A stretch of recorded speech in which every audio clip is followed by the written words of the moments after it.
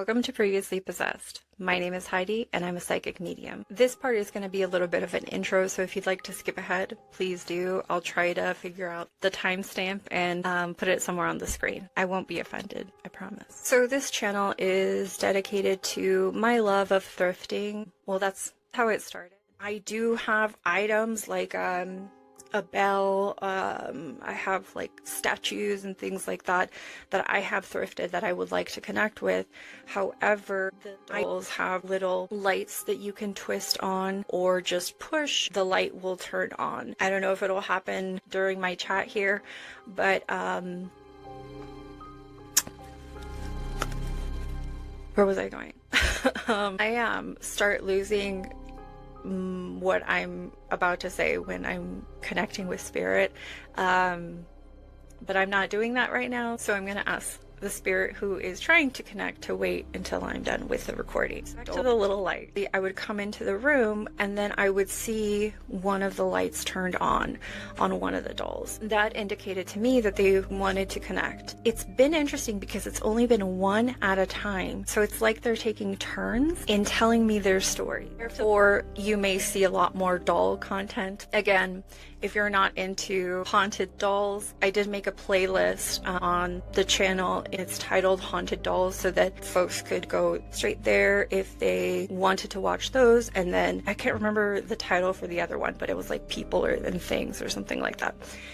Anyway, the next thing I'd like to say is that my belief is not that they are stuck in the dolls, but rather that spirit is choosing to be with that doll. For me, it's like a favorite thing. Since we're all made of energy, I believe that our energy can expand to places and things. So if it was their doll and it was their favorite doll, it makes sense that they would be connected to that doll. However, some spirits picked the doll for a specific reason, and this episode is one of those cases. I'm trying not to make this long. I just wanted to give a little bit of an intro and just a little bit of information of the channel and myself. The last thing that I'd like to say or clarify is the information that they give me through apps or images in my head or whatnot. I then search online to see if there actually is a story that matches up with the names and events that took place. They're not claiming that that is the spirit. I love to talk about this stuff. I also have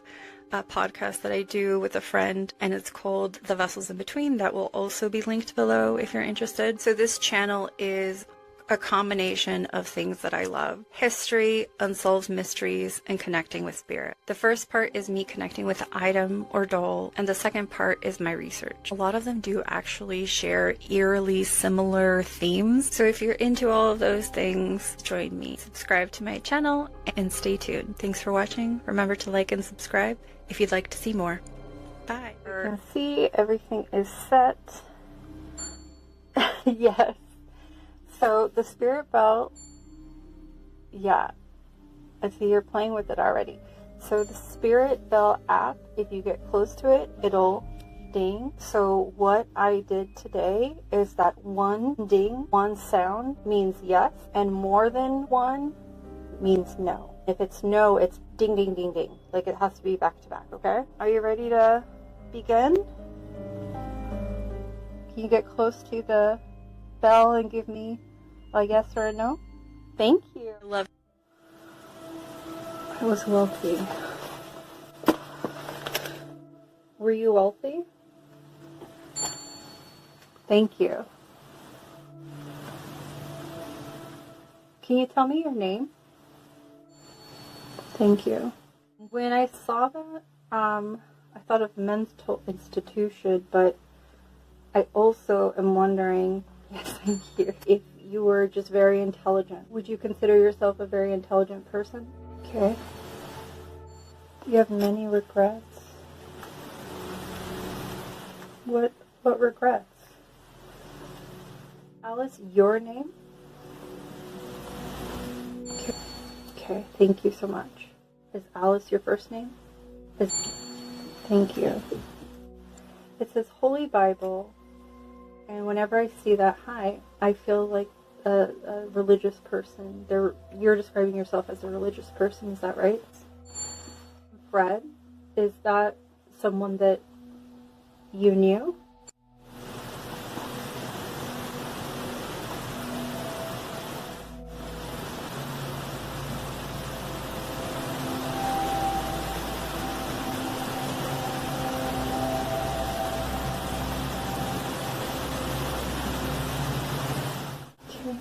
Is Fred a random name that just came out?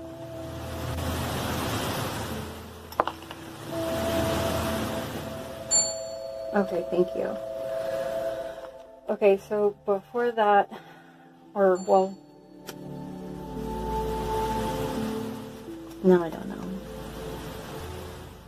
Were you trying to say that Fred is a random name? No, got it. Thank you so much. Oh my God, this is amazing. Okay, so there's Fred and Jacob. Did you know both of them when you were living?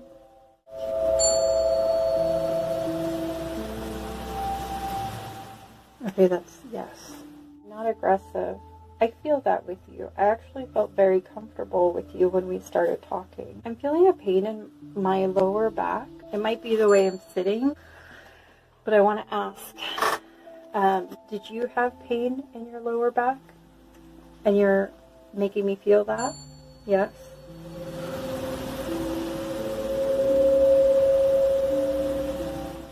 Wow. Hi. Painful.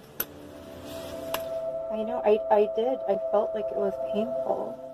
Is that what you passed from? Something where your back was hurting?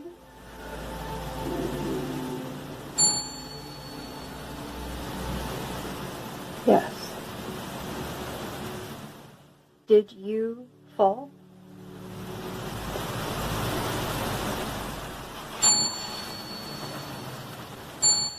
No.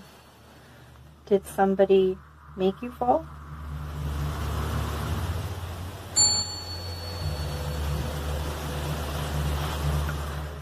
I feel like I heard pushed in my head. Is that right? Were you pushed? Wow.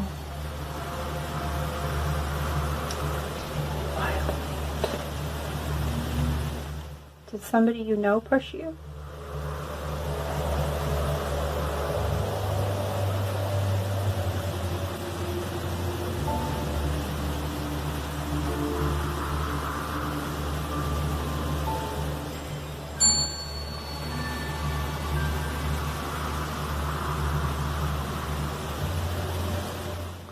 I trust that you're telling me the right thing. I just want to make sure, yeah.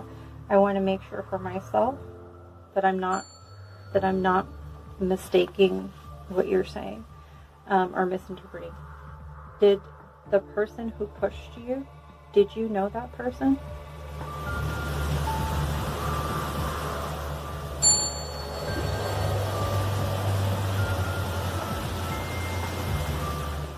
Did you already mention one of their names?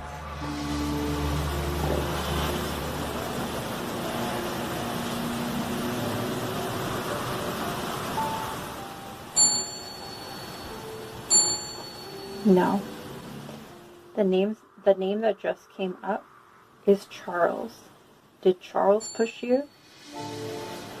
Okay, I'm gonna say that again, or ask that again. Did Charles push you?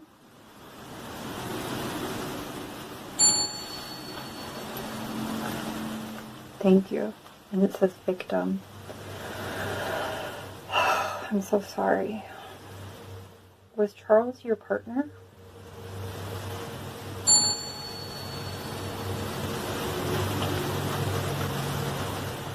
Thank you. Were you married to Charles? No. Were you engaged to Charles?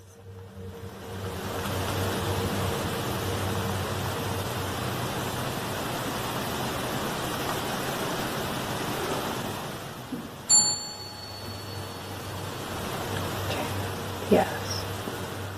And it says marble. Did you fall onto a marble floor? Do you know why Charles pushed you?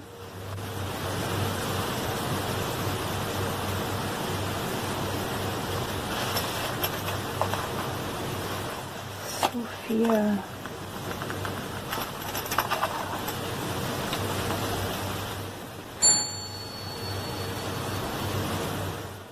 Is Sophia someone Charles wanted to be with instead? Okay, thank you. I'm so sorry. I'm going to put this here. Voice. Yes, you can use your voice. So hopefully, again, just more validation. I trust what you're telling me. I just want to make sure that I'm understanding you correctly. You do feel very loving. Is that what you're trying to say about yourself? Thank you. Not a baby. Did you have a baby?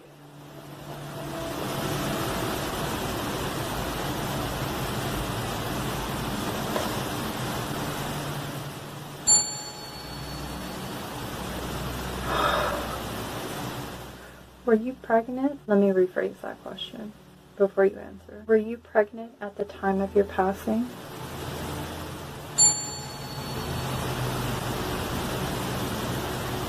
Oh, I felt that in my heart. Is Victoria the name you were going to name your baby? No. I'll double check. Is Victoria the name you were going to name your baby if it was a girl?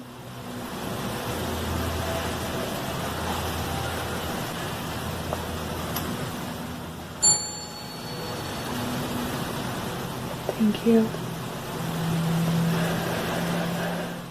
Why you were connected with this doll? Because the doll has a little baby or little doll with her?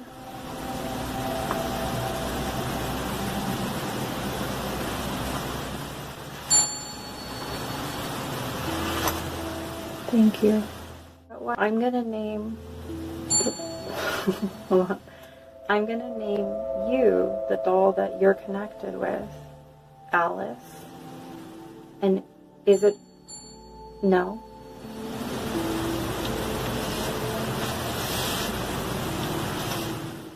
Is your name Alice?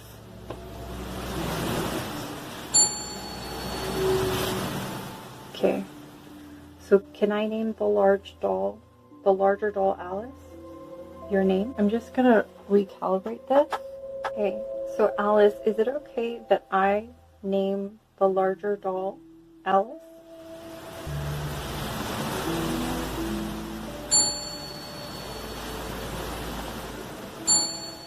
No.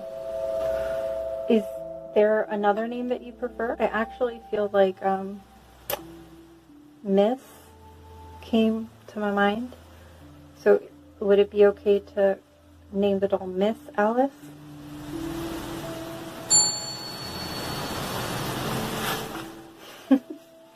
Cool. So Miss Alice, would it be okay to name the smaller doll that's with the larger doll Victoria? Okay. Thank you. Okay. So I ran out of space in the other camera. Yes. My last question for you is going to be, were you alive before the 1900s?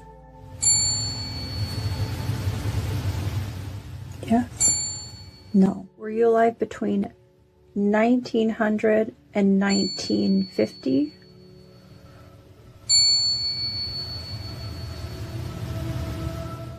I'm going to ask that again, just really quick. Were you alive between 1900 and 1950?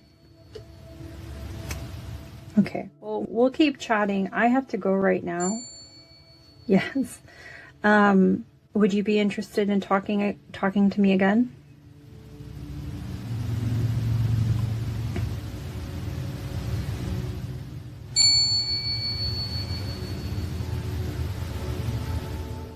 Thank you. Okay, Miss Alice and Victoria. I'll talk to you later. Bye.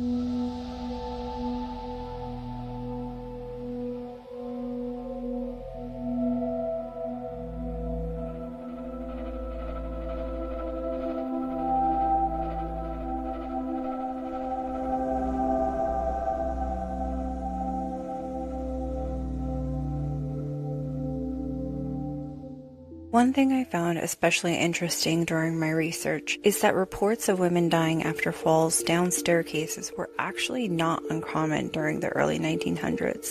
Between 1900 and the 1950s, newspapers and coroner reports frequently documented women being found at the bottom of staircases, in homes, mansions, boarding houses, apartments, and servant quarters. Many of these deaths were ruled accidental due to a lack of witnesses or limited forensic science at the time. The details were vague or incomplete. In many cases, newspapers barely published information at all, especially if the woman was young, unmarried, pregnant, employed by a wealthy family, or connected to social scandal. Some articles didn't even use full names. Instead, they would refer to women as Mrs. Charles or a young servant girl.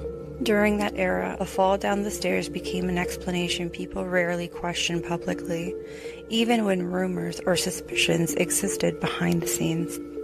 That doesn't mean every case was foul play. Many truly were accidents, but the combination of limited investigations, social pressure, hidden relationships, and incomplete reporting left behind countless stories that still feel unresolved today.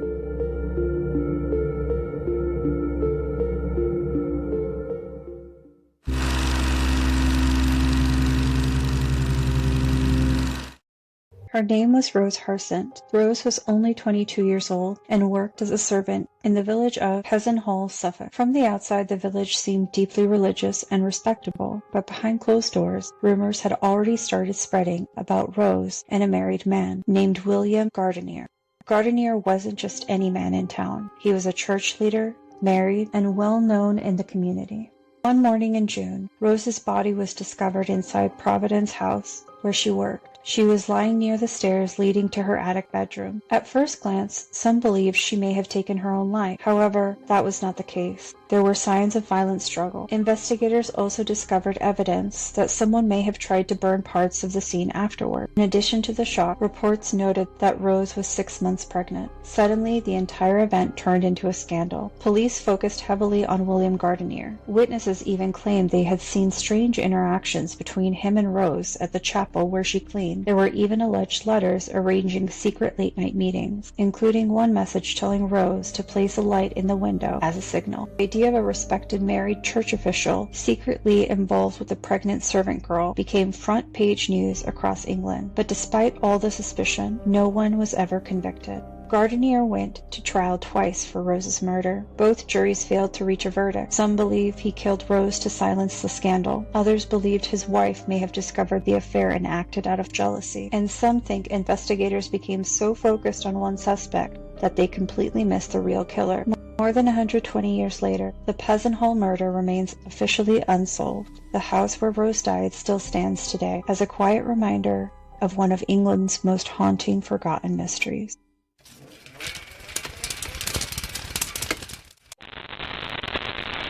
Voice, yes, you can use your voice. Are you saying that about me? Are you saying that about you? Okay. Were you pregnant at the time of your passing? You, the book power.